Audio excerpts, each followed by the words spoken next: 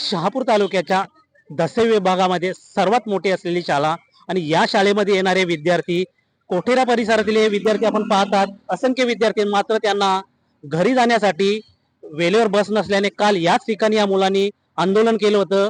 अतिशय आपण म्हणू शकतो की महामंडळाचा हा भोंगल कारभार आहे. आताही त्यांची शाळा सुटली साधारण 1:45 पुन्हा हे विद्यार्थी इथे आले बसची वाट पाहण्यासाठी. मात्र त्यांना बस इथे टायमिंग उपलब्ध नाहीये.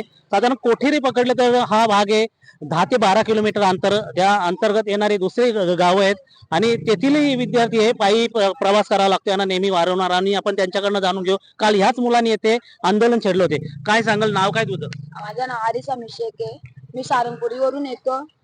त्या शनिवारी आम्ही बस नव्हती आली कारण ते इथे 2ची बस थांबवली पण नाही. आम्ही सर्व विद्यार्थी इथून चालत गेलतो सारंगपुरी पर्यंत.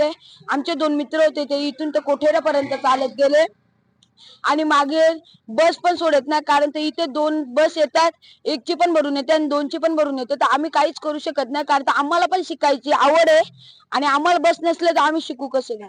तुम्ही आता बस नाही मिळाली तर मग पायी जाता का? हा, पायी जातो आम्ही. किती अंतर पायी जाता?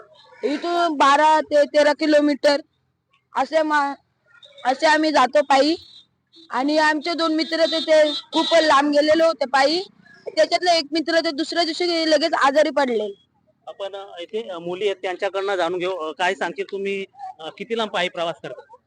आम्ही 12 ते 13 किलोमीटर. बस टायमिंग येते रोज? नाही.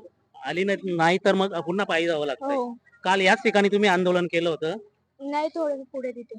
किती केलं होतं म्हणजे स्पॉट हाच आहे. मग नंतर त्यांनी काही सांगितलं का तुम्हाला बस वगैरे पाठवणार आहेत आज? हो. मग आली आता बस नाही. मग आता बस नाही आल्यानंतर पुन्हा पायी जाणार तुम्ही? हो.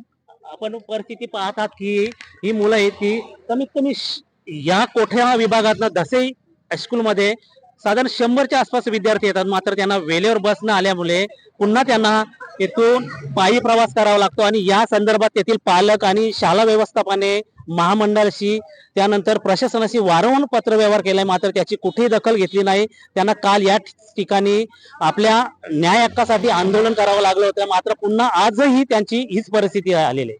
न्यूज 18 लोकमत, सुनील गरत, शहापूर.